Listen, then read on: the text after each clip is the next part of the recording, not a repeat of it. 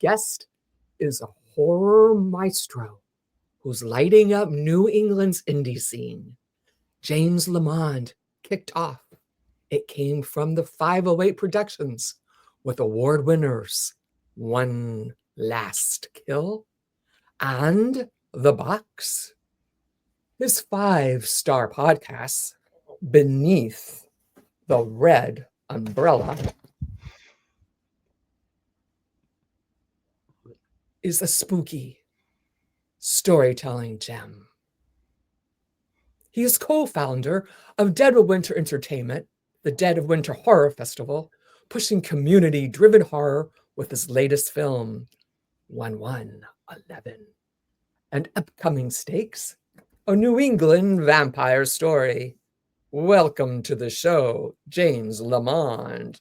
Woo! Hey, that was amazing. That was a fantastic intro.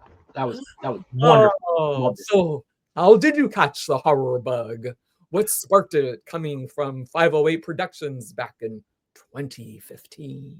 Yeah, man, that makes me feel old just saying it was 2015. The horror bug has been in me my whole life. My mom took me to see Jaws when I was 3 years old. And that was my first theater going experience. And I have been enamored since. Horror has been literally in my blood. I mean, I was just talking about this because it was Richard O'Brien's birthday not too long ago, but I was in the womb going to Rocky Horror Picture Show. Like before I was born, I was doing this stuff. So yeah, horror is a part of me. It's always been a part of me. And in 2015, I kind of just decided to pull the trigger and said, I want to make a horror movie. I didn't intend to make anything of that. I just was like, let's see if we can even pull this off in the first place. And that was One Last Kill. And, you know, a lot of trial and error, a lot of mess ups. It was like our crash course film school. But we did it. And it came out pretty good. And people dug it. So we decided to just keep going. And 10 years later, here we are. One Last Kill was your came out 2017. What's the wildest memory from writing and directing that first film? Well, the wild thing about One Last Kill was always just the location. We shot in the Freetown State Forest, which is local to us, which is part of the Bridgewater Triangle. Hi, PJ. Hi, PJ. Love PJ. Of course, one of my confidants and co-runners of Dead of Winter Entertainment, PJ Rahal. Yeah, and another one of my co-runners, Paul Turgeon. Hi, Paul. Thanks for coming. Share this out. Yeah, but the wild. Okay, so One Last Kill, just shooting in the Bridgewater Triangle itself. Oh, Bridgewater, huh? Yeah, it's a weird spot up here. It's locally famous and somewhat nationally famous as a place of very weird happenings and just strange stories and mythology and all kinds of crazy stuff. And of course, I decided, let's shoot a movie in there. Why not? What's the worst that could happen? Of course. And the weirdest story was actually before we even started rolling cameras. Paul, who just commented, hi Kevin. Hi Kevin. Thanks for coming. But Paul and I, because he's also, not only is he our technical advisor and director for the festival and Dead of Winter Entertainment, but he's also my DP. So he handles that's the team. Like we handle all the visual stuff. And so we're out there location scouting. And it got real dark, real fast, and we got real lost. Like we were a little concerned. Like I'm like, do we know how to get out of here? Hi, Ashes. Hi, Ashes. Wow. Oh wow, so many people showing up. I love it. I love seeing it. Yeah, no, we almost like spent the night out there because like thankfully he finally got like phone service and we could walk. We got a GPS and we're like, okay, we're this way. But before that, I was looking a little hairy. It was a little weird. It was, and it's so easy to get turned around back there in deep in the woods like that. We were like a mile in. It's just it all looks the same at some point, and you're like, it's tough to get your bearings. But yeah, that was a weird time. Hi, Jessica. Hi, Jessica. Was that around Halloween? No, actually, it gets super cold up here, like super early in the season. So Halloween for outdoor shoots is actually not a good idea. Because it's usually around like 30 degrees at night. That was more in the summertime. I believe that was more like toward like the beginning of June. But it still gets cool at night, so it wasn't optimal. Let's put it that way. The box hit 2019. How did it feel seeing your film snag awards and the buzz in the Oh North? man, One Last Kill, like we put it out, it got a lot of attention, which was Mhm, awesome. mhm. But I feel like the box is when we really started to hit our stride as filmmakers. And what we produced with the box was just this like really awesome 40-minute long, almost mini feature. I don't really think it's fair to call it a short. Um 15 it's minutes. it's it's teetering into feature territory. It's not quite there yet, but it I'm really proud of the box because like I knew we had something special right out of the gate. We premiered it and we got a standing ovation like from the first screening.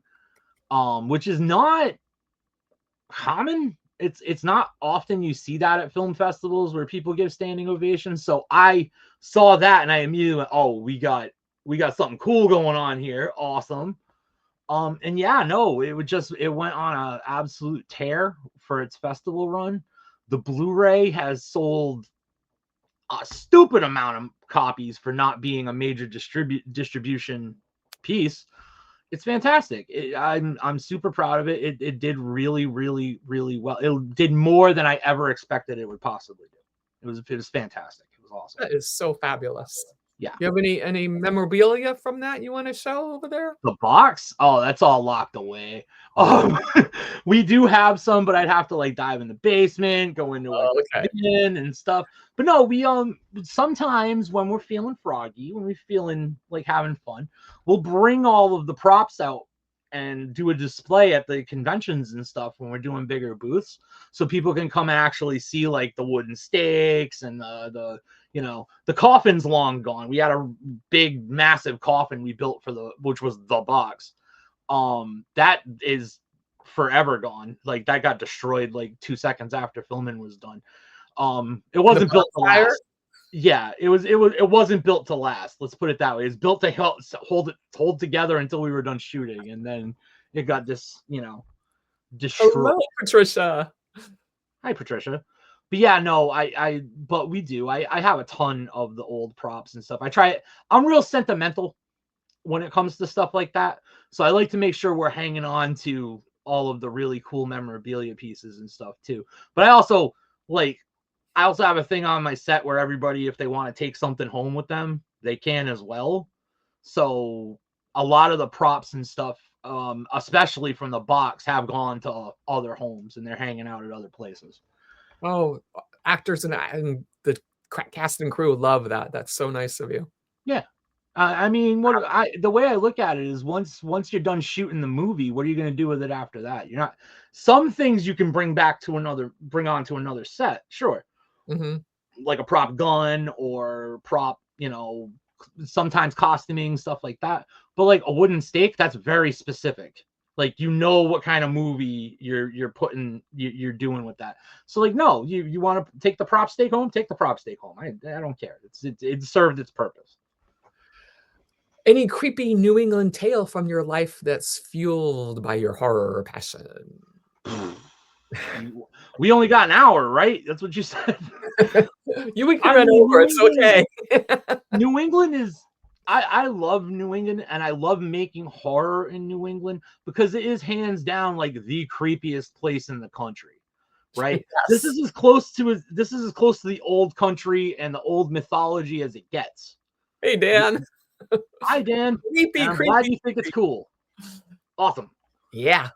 It's fantastic. But no, this is like the scariest place. But the one thing that really freaked me out, I started off my journey into like horror and the occult and weird stuff being an urban explorer, being like kind of a ghost hunter, going into old places and checking stuff out. And I actually got to check out and explore Aleister Crowley's mansion in Newport, Rhode Island before they tore it down.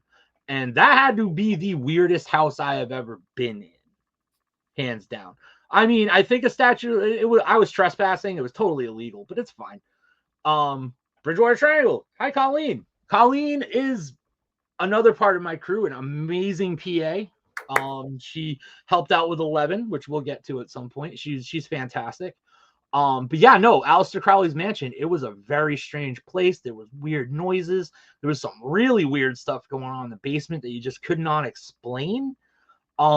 It definitely shaped me going forward as a horror creative, because the things I remember from going back into that and thinking about what scared me in the moment, definitely play into how me and Paul portray things visually, because I have very vivid concepts of like, this scared the crap out of me seeing it, so I'm sure this is going to scare the crap out of somebody else. And then he's just a genius, so he takes my crazy ideas and makes them real. So yeah. But oh, it's the toughest lesson you've learned jumping into indie horror filmmaking. Get used to not making money. Oh, that's tough. Yeah. I mean, it's the name of the game. I mean, you do this for the love of it, and if you make it to a point where it pays for itself, you're doing all right, at that level. Obviously, with what we're doing at Dead of Winter Entertainment, we're trying to take it to the next level beyond that. But with it came from the 508, and when we got started, if I didn't have to spend money out of my own pocket, it was the day we won. That's the way I looked at it. Is if we were breaking even, we're in a great place. You know what I mean? Like that's perfect. Hello, Tim. Thanks for joining. Hi, Tim. Yes, thank you for joining. So yeah, no, it's money. I think a lot of people, especially these days with how content creation is and how people think it's easy mode to just get 1 million followers on a thing and you're just going to make a bunch of money like doing it. It doesn't work that way. It takes a lot of hard work. It's not easy to build a following at all. It's been a lot of hustle, going to convention after convention and film festivals and just really putting in the boots on the groundwork. It's not simple. It's not something that's just a get rich quick scheme. And I think a lot of people get into filmmaking, creative art for the wrong reasons these days. They think it's a get rich quick scheme, and it is absolutely not. No matter who you are, how pretty you are, whatever, you got to pay your dues. You got to earn it. Like nobody's going to just hand it to you for free. You really, I mean, unless it's like complete lightning in the bottle situation where just the planets align perfectly and you get, all this attention right away from one little thing. Hey, more power to you. Great. You hit the lottery. You got lucky. Fantastic. For the rest of the universe, you got to get out there and hustle. Even then, you have to work in every walk of life. You have to work to keep it, make it move. And so you got to pick your passion and be doing something that you love. Yeah, that's the most important thing, man. And I'm sorry, PJ. I'm sorry. I forgot to tell you that was not in the memo that I sent out last week. But yes, we are not rich. We are not rich. I apologize. So we're not rich yet. Beneath the red umbrella, how did you dream up this 5-star horror storytelling podcast? Well, it kind of came about as not a necessity, but we were in kind of we got rich with all the friends we have made. Yes, Paul. Paul, you're precious. It's the friends we have made along the way. That is the truth. It is true, though, because we have such an amazing group of people that work with us. But Red Umbrella came about because of the pandemic, pretty much. With the pandemic, things slowed down to a crawl for all of us. We weren't making movies because, we really, like, the day that our governor shut down the state and said, oh, nope, no more public congregation kids, we were supposed to start shooting a movie. Everything was in place. The money was spent. We were supposed to start shooting a movie the day Charlie Baker, our governor at the time, said, nope, nobody, nothing. It's all off. And it just snowballed. Everything fell apart. We lost our locations. We lost the whole plan kind of came undone. So I'm sitting there for about a year just writing stories, having nothing to do because we can't go anywhere. We can't do anything. So I'm writing. I ended up sitting on something like, I don't know, I would say at least 150 short stories, at least. And so I'm like, what do I do with all these things now? I obviously can't make 150 short films. What do I do with these stories?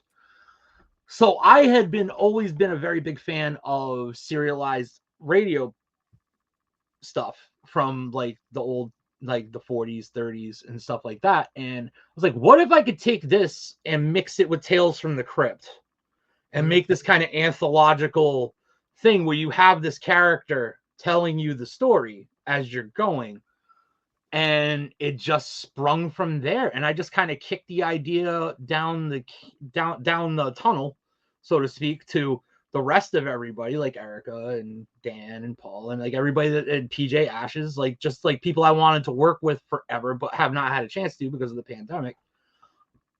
Excuse me. And everybody jumped on it. They said this is gonna be a great thing. Let's do it. And I said, all right, let's do 6 episodes. Let's see what happens. Because 6 episodes felt like a low workload. We could just kind of get a feel for if this was going to work or not. And from episode 1, people just loved it. They just chewed it up. They wanted more. They still get more. I get DMs almost every day from people like, when's season 3? When's season 3? When's season 3? I'm going to let you know a secret, everybody. Spoil it. Not yet. But it's coming someday. But yeah, no, it's turned into its own animal now, and I'm very proud of the fact that it's maintained like a 5-star rating, which is very hard to do if anybody knows. Like it's super hard for anything to have a 5-star rating on Spotify and on iHeartRadio and maintain that. Usually some jerk will come along and just be like, yeah, 1 star, yes. But that hasn't happened. So it's just people just really enjoy it. And I appreciate everybody that has enjoyed it. Thank you, Colleen. That's actually a great point. It is very binge worthy because once you get the whole season out there, it takes you maybe 2 hours to get the whole season under you. It's only like 20 minutes an episode, which I think is very important to its success too. The runtime makes it very manageable. Like you can listen to it on your like morning commute. You can listen to it on your way home. You can listen to it like, you know, just right before you go to bed. You can drift off to sleep. It's a really like special time frame. No drifting off to bed with me with that on. Well, we got different friends. My friends drift off to sleep listening to Red Umbrella. I sometimes ask them why or how that's possible because some of the episodes are very scary. But sure. But no, people love it. And they just keep asking for more. That's where the specials came from, like the Halloween special, reciting the night before Christmas as the man with the red umbrella. Yes, and the yellow umbrella and the white umbrella. Yeah. What's the secret sauce? What's the secret sauce that makes this work on YouTube and Spotify with perfect ratings? I mean, really, your 5s are amazing. I think it is a mixture of relatable characters, and I think this applies to like horror writing in general. You have to humanize your characters. You have to make it something that people can see themselves in. Or because the minute you create that separation between the audience and the film, and they're not, or film or podcast or whatever, between the audience and the story, if the separation's there, they're not invested. They're not going to feel it. And I'm trying to make people feel something here. I think that's the first part. The second part is you cannot be afraid to go as far with the storytelling as Red Umbrella goes. Some people, I've had feedback when we're in the editorial stage from some people that are like, man, this is really dark. Like, this is really, really super dark.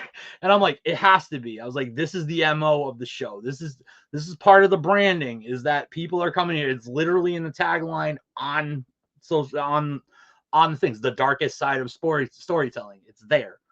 I give people a very big disclaimer and warning before they unleash the episode. So if they press play after they've read that, if they're not reading it, that's not my problem. They're mine. They're mine. They go on this roller coaster with me for 20 minutes and they're going to take it. My third thing, you got to have a great twist. The end of the episode always has to hit them from a place that they weren't expecting.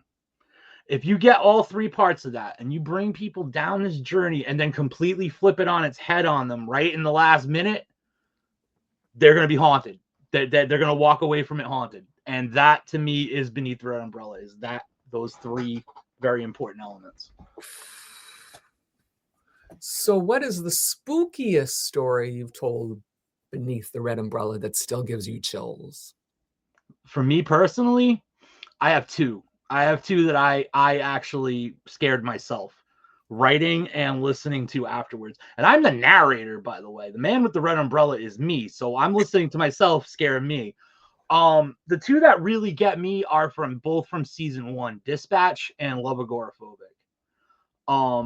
Dispatch, because it's just the way it all came together. The acting in that episode, Alyssa and Ryan specifically, were both just so on point.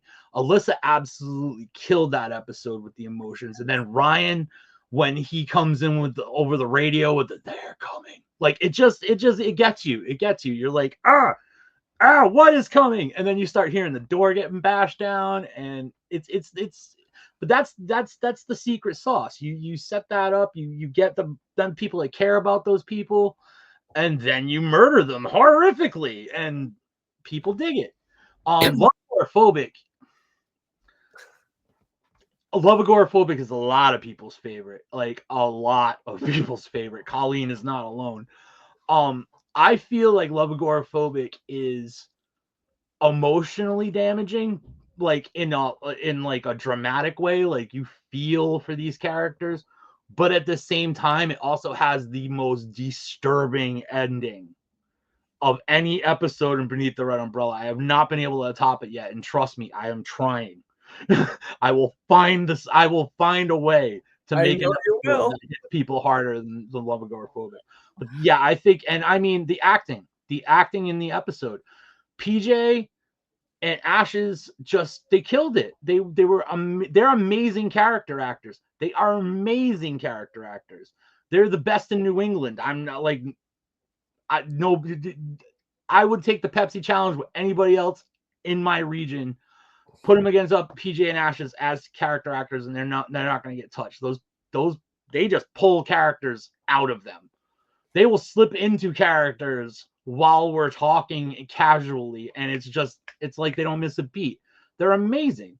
And PJ plays 2 characters in that episode. So it's not even just like he's playing one. He's playing opposite himself in some things, and he's just nailing it. And Ashes was just amazing. And Jessie, who played the sister, was incredible. Like it's that level. It's what I would like. It's the peak of writing. All right. I'm not trying to like say I'm the greatest writer in the world, but just do it. we put our ankles into the writing, like as a team. Like I will bounce things off people. They'll give me feedback. We'll edit. We really do have like the most rigorous QC department of any studio under the world. We are absolutely horrible to each other sometimes. But it's the writing, and then it's just how on point the actors are. They sell it. See, PJ said it's a lot of fun. It was a lot of fun. A lot of fun, a lot of good passion. That's why we do it, right? Mm-hmm. It's a lot of fun. I love doing Beneath the Red Umbrella with my whole team, because it's also a great place. I've only told people this recently, and they got a little like, really, like kind of irked with me. It's a great place to do subversive auditions. So like I have them as a captive voice actor, and I can see them performing because we do it over like a video call like this, and I'm sitting there going, all right, I think they'd be good for this movie, or I think they'd be good for this movie. So I don't really like to do like casting calls like the more traditional way. I don't like having random people I don't know on my sets. It's too small of an environment. The budgets are too the budgets are too slim. We can't risk having like an X factor like that on set messing with things. So I like to work with a lot of the same people, but this is a great way to vet new people too. Mm-hmm.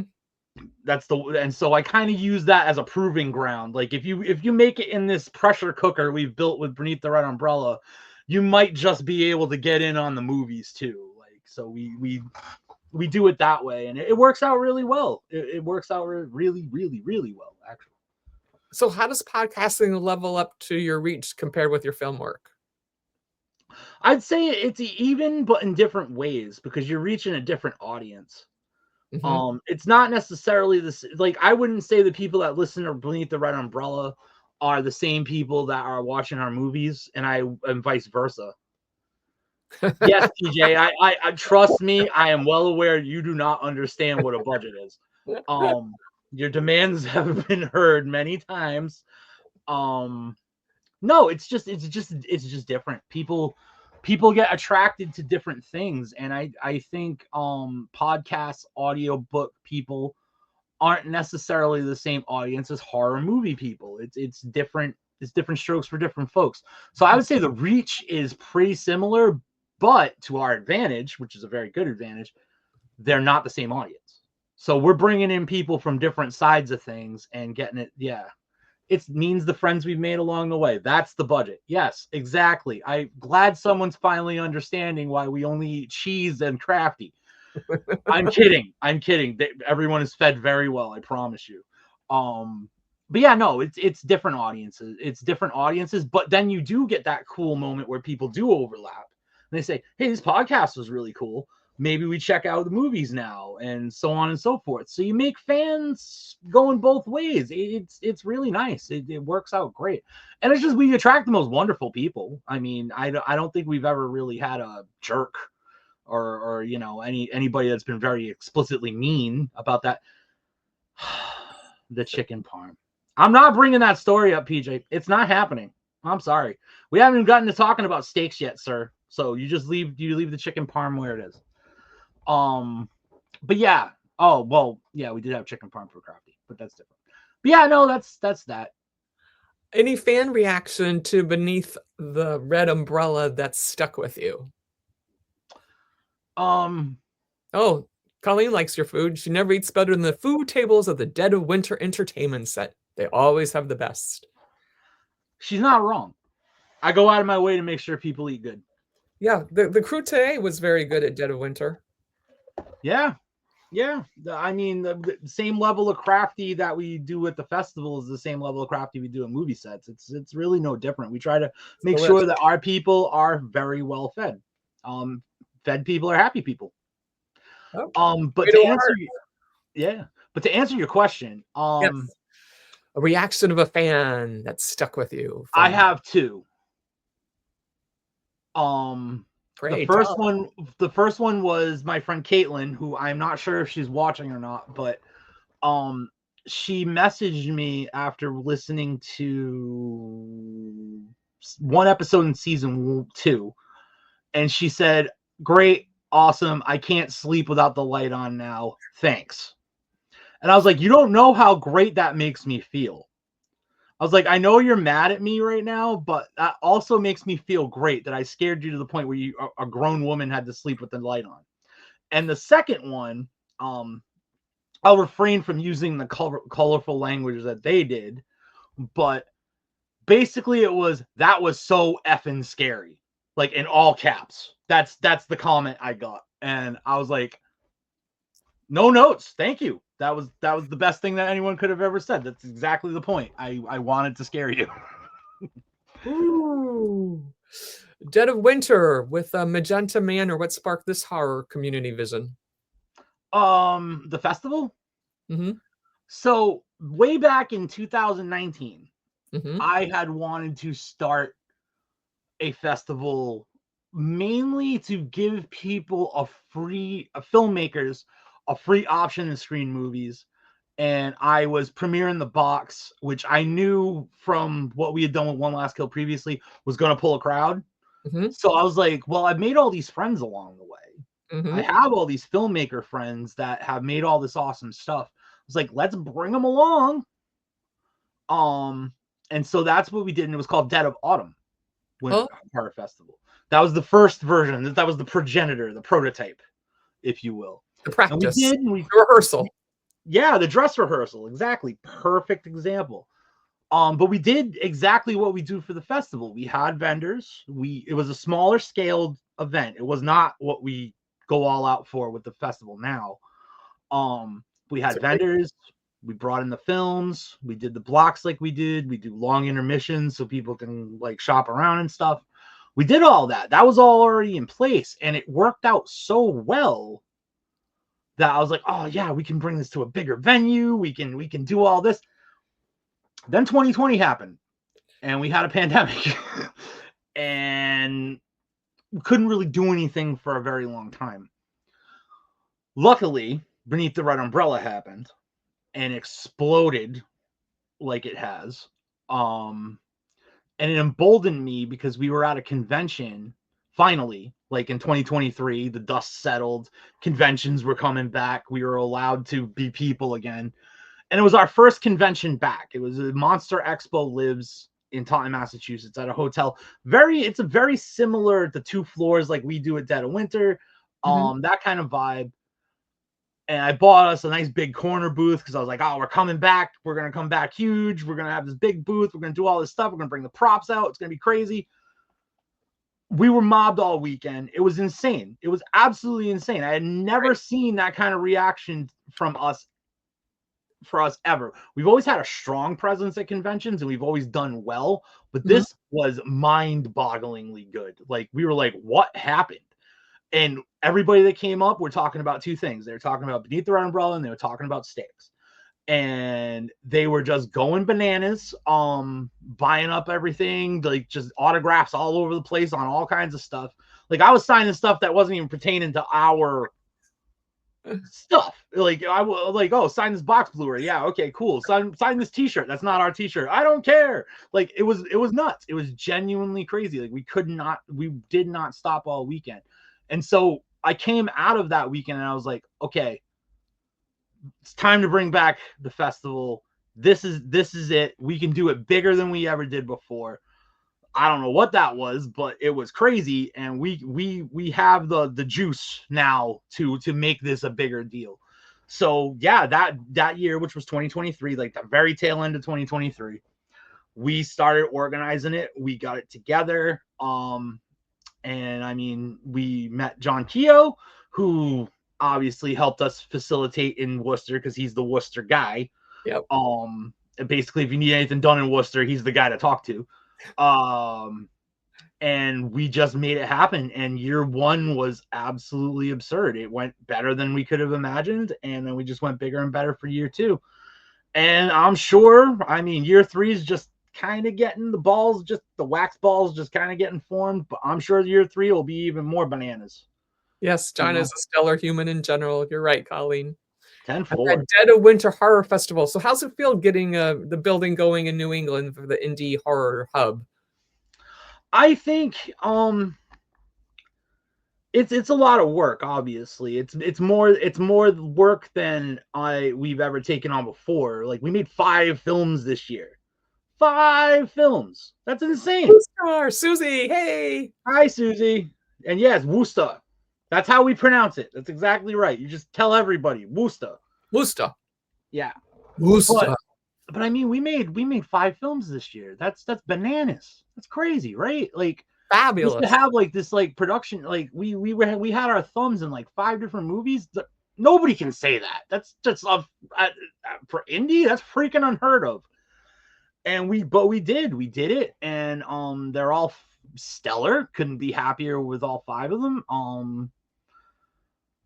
Yeah, I think we're just gonna keep going from here and just gonna get bigger and bigger and bigger, and who knows what happens? You know what I mean? My goal, my true goal is an industry in New England, sustained within New England, for New England, just making horror movies here, distributing them and bringing them to a bigger audience outside of New England. That's I want to do, is like my own little mini Hollywood. That's what I'm aiming for. That's the end goal. And I'm not shy about saying that that's the end goal. It's like, I want all of us to combine forces, work together, and make this something bigger than anybody's ever seen in indie film ever. That's what I want. Obviously there will be speed bumps along the way. That is world domination, PJ. I just said it longer. I just used more words than world and domination. That's all. But it is world domination. You're not wrong. Excellent. Got to have a goal. You got to have a wish. If you don't have a dream, all those things. Yes. And you're already on the path. So we're on our way. We're on our way. I'm sorry, say that again. Go ahead. You're well on your way, and you want to get the cooperation in the community alive in this industry and get them all on board with you for your world domination. Yes. Combined.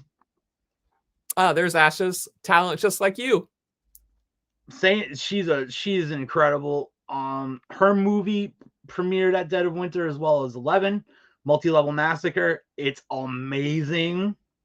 It is a brilliant blend of satire, comedy, and it gets very scary. It was scarier than I ever imagined it was going to be. She really hit this awesome stride where the notes just kind of all blended together into this really disturbing situation, and it's fantastic. It's going to be the festival run is going to she's going to win awards. Yes, she's going to win awards. There's no doubt in my mind. So what's the story behind that new film hitting the circuit? 11? Yeah, 11. Oh boy. It headlined the festival. It did headline the festival, yes. Well, I mean, that mostly just came down to reach. The metrics were there.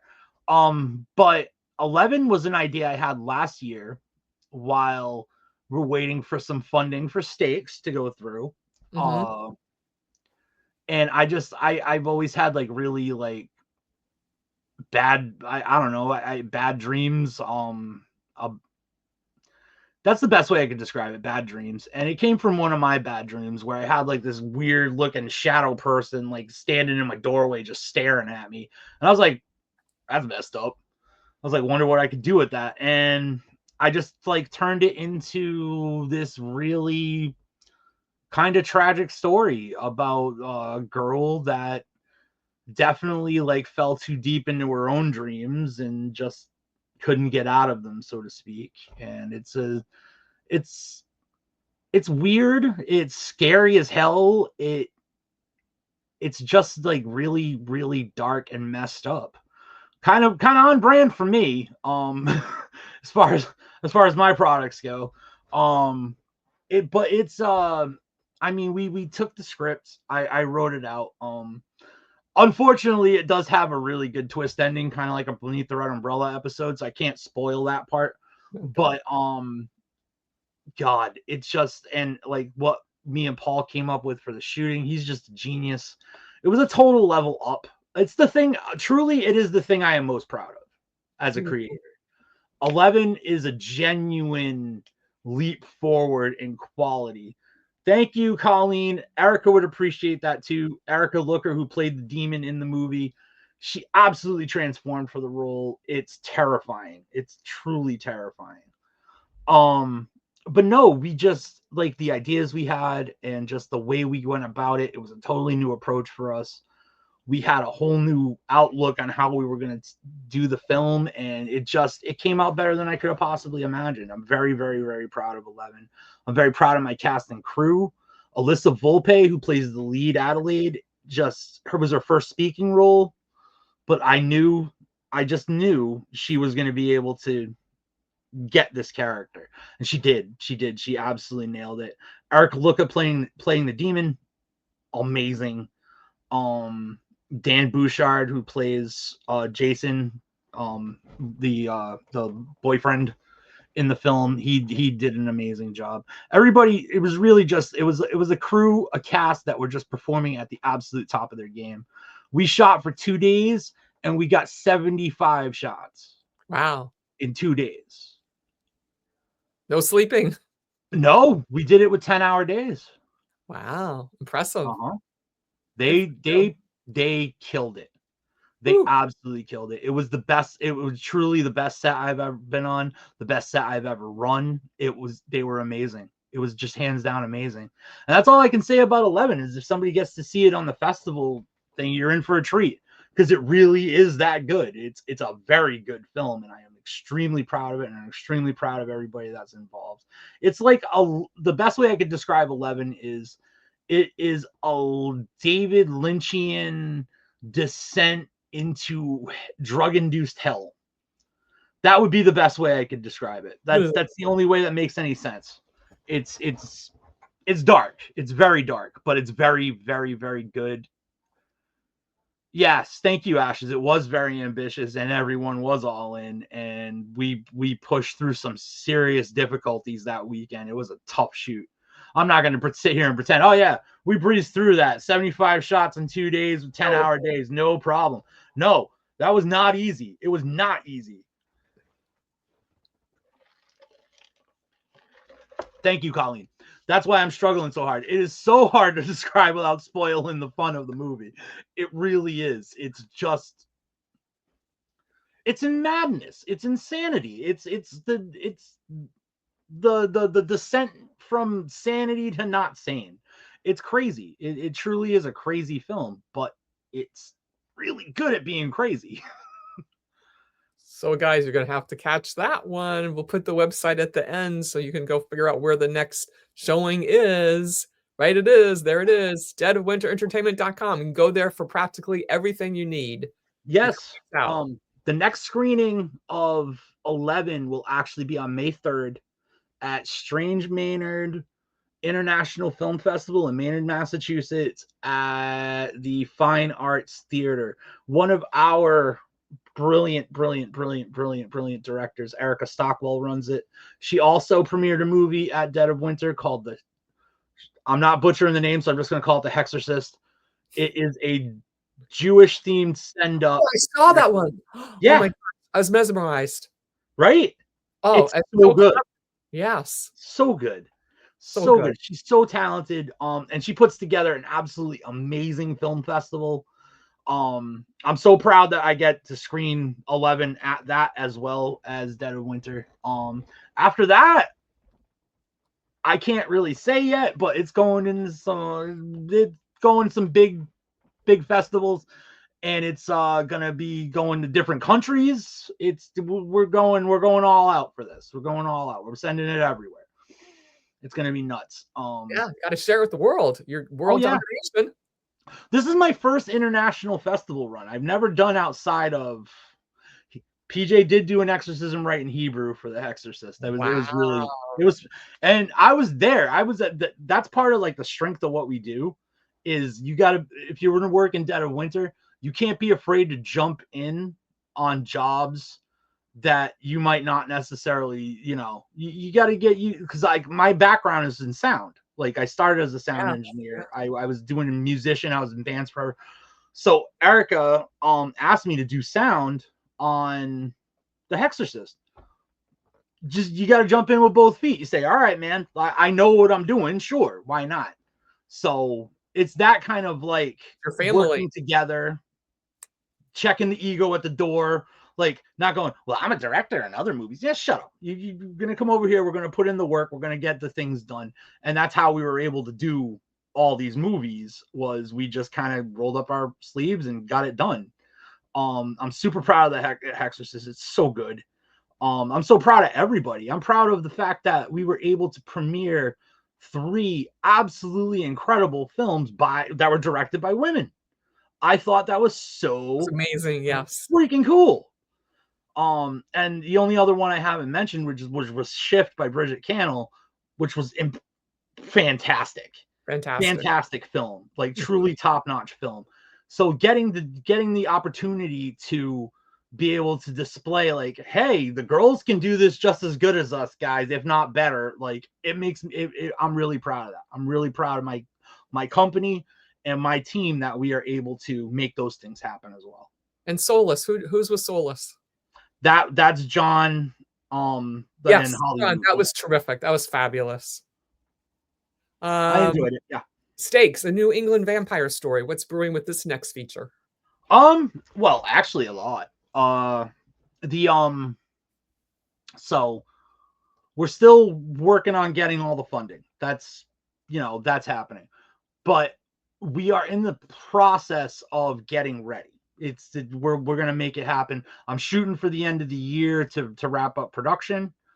But one cool thing about Stakes is I've always thought that it's really cool in horror that you have your horror movie, but then you get that really like the paperback novelization of the horror movie, beforehand.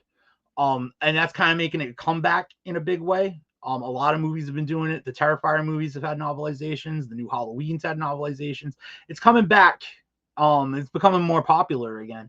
So while you won't get to see Stakes in 2025, you will be able to read Stakes: A New England Vampire Story, the novelization, before the end of 2025. Oh. Yeah. I'm writing that. I wrote it, actually. It's done. It's an expansion on what we're doing with the movie. And also, up until this point, the trailer has been kind of a behind closed doors thing, like only being watched by the people that, yes, Colleen, yes, Way, that's happening. That's real. I'm not kidding. The book's coming out before the end of the year. And you heard it here first. You did. You heard it here first. No one's known that yet. That was the secret that I've been sitting on for quite a while. It will be available digitally, audiobook, and hopefully paperback all in the same day. Fingers crossed. Ooh. It's indie production, so don't hold me to that. But we're working on it. But yeah, up until now, this trailer has kind of been a behind the closed doors thing. We've shown it at festivals. Go Baskin Sharks, baby. That's absolutely right.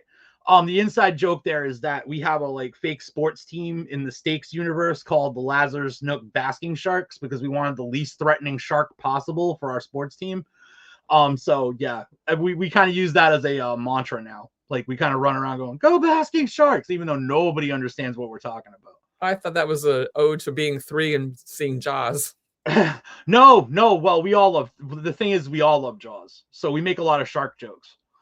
The whole team makes a lot of shark jokes. But yeah, but that's all. Like the not being able to see the trailer, that's all about to change. We are going to be releasing the trailer to the public online. Woo! People will be able to watch it for the first time a week from today. Woo! Yes. That will be happening. And people will see what Stakes is all about, and you're gonna see that it's scary as hell. It is a very scary vampire movie. I did not want to be romantic. I didn't want to make the sexy vampire. These vampires crawl out of graves. They're scary. They're scary vampires. And yeah, we're finally gonna let the cat out of the bag a little bit and let people see what Stakes is all about. Any unsung New England horror talent you've discovered through all of these episodes and filmmaking? And oh man, okay, what we got left? 12 minutes. That's not enough time. I'm gonna do this. I'm gonna do. Hang on. Okay, unsung questions too. Unsung New England horror talent.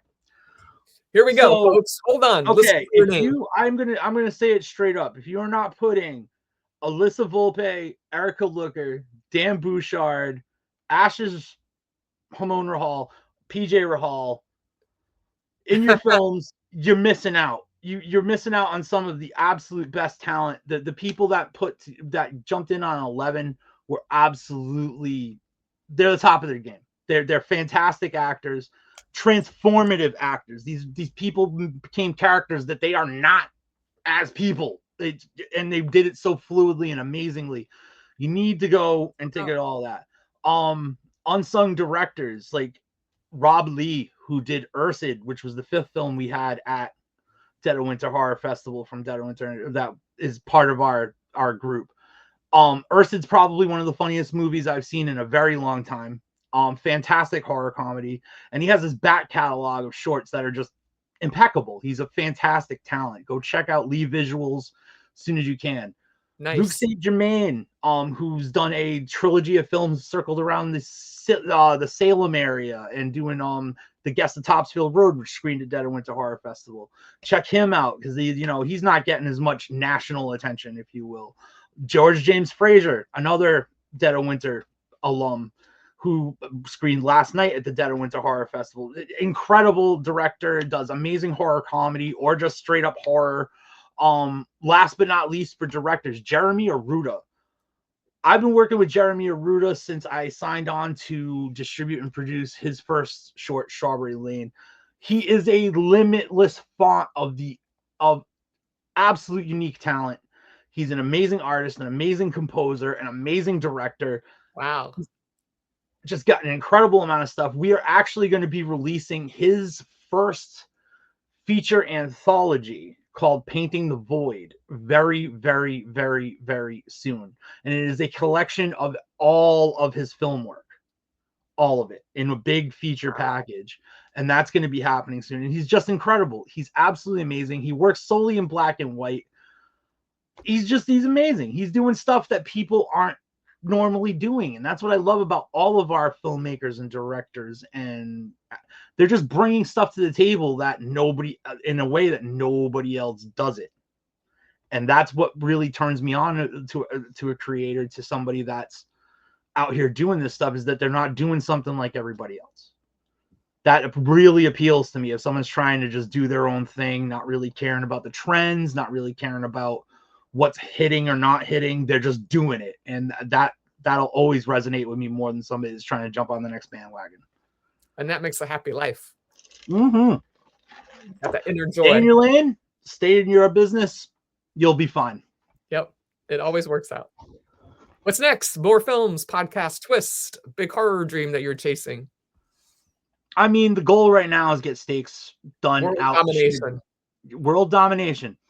And Stakes is a big part of that. I really have a lot of faith in Stakes as a story franchise IP. We all do. Right now, that getting the next thing out of Magenta Manor off the ground. Those are probably the two big goals this year.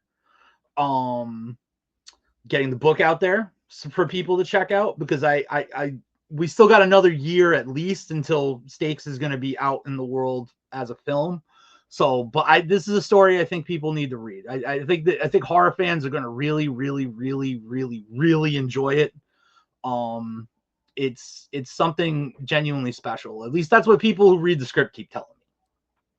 I don't know. Those are the two next immediate projects. I think the festival run for 11 MLM for Multi-Level Massacre. Those are also going to be great. If we get into all the festivals we want to get into, we're going to be going to pretty crazy parts of the country this year on top of everything else. So it's going to be really exciting.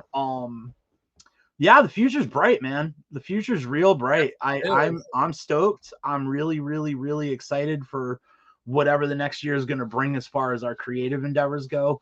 We will be oh crap. I got one more. We're going to be launching our YouTube channel relatively soon, and the first thing that we are putting on the YouTube channel it's the panel. Oh, the Toxic Avenger panel from Dead of Winter Horror Festival. Ooh, well, that's fun. That works too. Yeah. No, that is going to be the first video we drop. That should be in the works in the next couple of weeks. I want to make sure we have a bunch of content lined up to make sure that we're keeping up on how that works. But yeah, that should be the first video that goes, and then we'll do some more Dead of Winter Festival videos, obviously, along with trailers and some new approaches to shows, maybe. Just throwing it out there. That might happen.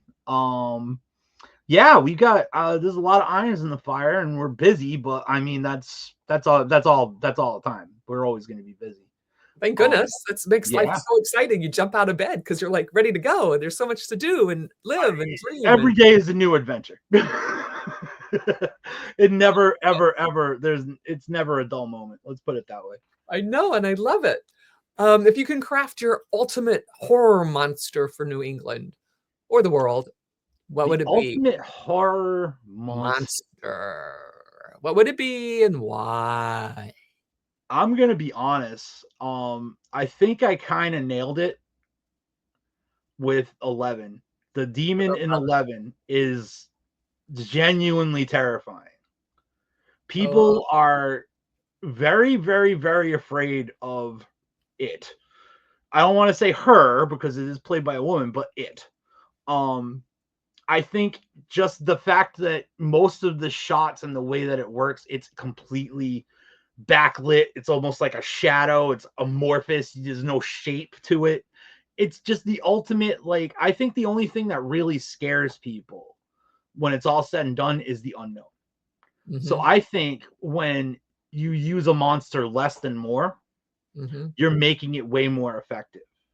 Like if you show it for a brief period where you get that reaction and then you take it away again before people can figure out the secret behind the magic, you keep them in this constant state of fear throughout the movie. Like if you really look at the screen time Erica gets in 11, it barely adds up to 15 seconds. That's it. But she's made a massive impact with everybody that's seen the movie because it's so precise and sparing and just cleverly used. And I think we got it right with 11. I really do. I think that is probably the scariest monster I could ever think of.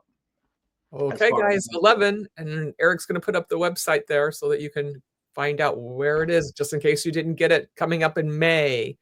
deadofwinterentertainment.com. And you've got a very cool looking studio here behind us. Do you want to give us a Thank you. little tour or tell us some little cool stuff you got in there? Well, I mean, this is where I create. This is the sanctum, if you will. I'm a horror fan. This is what my house looks like. I have stuff everywhere. I am a horror fan. But I got a couple of really cool things. So for my birthday this year, I think this was my birthday present. I'm pretty sure this was my birthday present. PJ and Ashes got me one of the popcorn buckets from Alien from Wow, this year. It's like a tank with the face hugger. I'm a huge Alien fan, so this was really cool. that's Um, very cool. I haven't seen that before. and I'm also a huge Friday the 13th fan. I have a lot of Friday the 13th stuff around here, but Mhm. this is actually I'm working backwards. This right here is actually an original. They handed these out when Friday the 13th Part 7 played in theaters. And this is an original mask in an acid bag, unused. So it's Wow. never been really touched like that. So this is a little neat little collector's item. And then of course, no Friday the 13th fan under the sun should not have a Jason mask laying around in the house somewhere. This is very important. This is actually screen accurate. Look at it very close. And if you are a Friday the 13th fan, everybody needs a screen accurate Friday the 13th mask in their house. Just saying. It's law. It's a blue law in Massachusetts. I don't make the rules, man. But yeah, no. I mean, my house is just chock full of more of this insane stuff. What fun. It's fabulous. I think there was a Thank you. few of those around my house when my son was younger. Hell yeah. Hell Yeah. yeah. Yeah, I loved yeah, Halloween was so much fun with all I used to go out with all the boys and take them out, Yeah. as the mom. Yeah. My mom did the same thing. My mom let me do the craziest costumes in the world. She's amazing. She's half the reason that all this is going on. It's kind of her fault. She really just let me run wild with it when I was a kid, and I just never stopped. And you're so happy and healthy. Can't complain. Can't complain. I'm doing all right. What would you like to leave our audience with? Um. Anything you want, your favorite anything. All right. Well, I would give I guess a piece of advice is artistry. And being an artist, any artist, it doesn't matter what kind of. Hello, Cheryl. Nice to see you. Being an artist, any kind of artist, whether you're a filmmaker, a writer, I mean that's my wheelhouse, but even if you're a painter or you work in charcoal or you sculpt or whatever, it's not an easy road. It's not always a guaranteed immediately gratifying road. It can be hard. It can be difficult. I've been doing this for 10 years now. I promise you that the immediate reward may not always be there, but the long-term reward always delivers. And if you make stuff from your heart and you make stuff that you believe in, you will always find joy in what you do. Amen. And I hope everybody out there in their creative endeavors finds joy in what they do. That's all I got right now. Thank you so much, James, for being on. Check him out. Here's the website again. I want to thank the last person whose little son wore, Cheryl, whose little son wore that costume 4 years in a row from the Scream direction. That's Love it. fantastic. Yeah, that is so fun. deadofwinterentertainment.com. Hopefully you'll see me back next year. It was a great time. Patricia says being alive to create is a gift. And Absolutely is. You're 100% right in that one, Patricia. She's an amazing artist, and she plays the drums, and she is just out of this world fabulous. That's awesome. Thank you so much, everybody. See you next week, Wednesday, 7 p.m. Eastern Standard Time. Share this out and be good. Think, love your life, reach down and be grateful.